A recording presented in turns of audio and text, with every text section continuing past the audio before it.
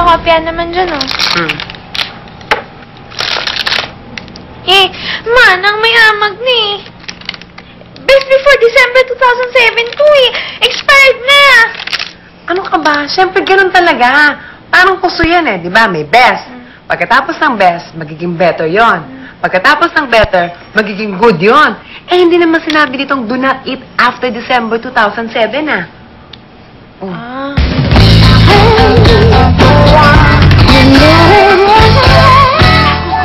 Buti na lang nadala siya kagad sa ospital at naagapan. Kung hindi, natigok na yun. Ito naman kasi si Charmy. Ang hilig-hilig kumain ng mga kung ano-ano sa labas. Yung mga kamoteng kahoy, mga calamares, mga fishball, squidball. Eh, hindi naman niya alam kung saan galing yung mga yun para ginagawa. Ako, kaya ako careful ako sa kinakain ko. Malay sa kopya nga. Alam nyo, talaga sa panahon ngayon, hindi kayo dapat nakakasiguro. Siguraduhin nyo na yung expiration date ng binili nyong pagkain ay hindi pa lapse. Siya, loves. Pero manang, yung expiration date ba nitong hopya ninyo eh safe? Kasi naman sabi ni Julie, bumili siya ng hopya tapos expired na daw.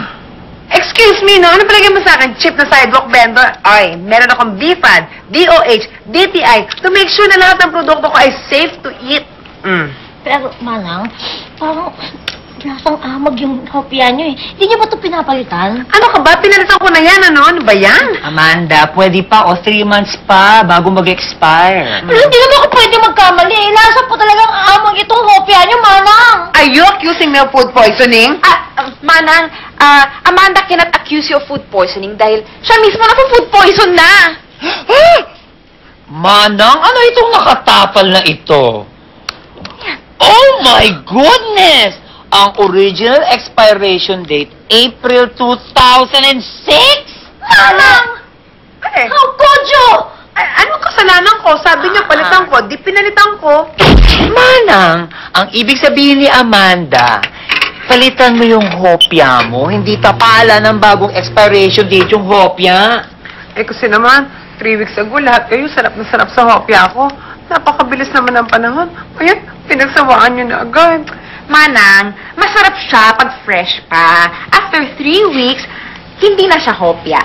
Century egg na. Correct! At pag alam mo hindi na mabibenta ang mga hopya mo, at malapit na expiration date, aba, ipamigay mo, ito, libre na. Ayan. Ganyan mag-isip ang lahat ng customer na gustong makalibre. Kung alam mo lang, kung magkano ang kapital ko sa hopyang yan. Tapos ngayon, ako ba may kasalanan? Manang, ito masarap naman. Ayan, bago na lahat ng stocks ko at sigurado akong mas mahaba na ang buhay niya. Wow! Ang galing naman ni Mana. Paano magdawa yan? Tinagyan mo ng preservatives? No preservatives, all natural. Sige na, tikman niyo. Nga, matingakan. Oh! Ano ba ito, Manang? Parang hilaw yung munggo? Siyempre! Eh, para mas matagal yung expiration date niya, no? Eh, di maluluto rin niya sa loob ng sikmura niyo.